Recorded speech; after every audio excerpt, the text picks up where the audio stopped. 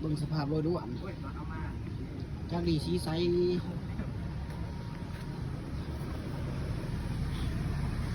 ซื้อมาเป็นรถใส่รถหลังเ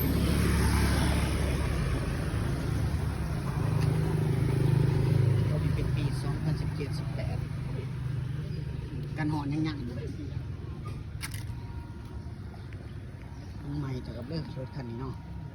83ทั้งถ่ายเด็กหานพี่น้องเป็นเด็กแพ้ได้สิมันเนาะจากดีสีเดิมกันหอนยังอยู่เด้อเป็นรุ่นตัวแม่เนาะสภาพชักยังใสอยู่เด้อ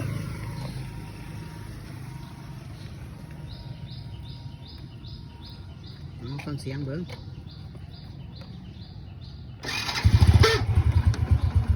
สตาร์ทมาเดียว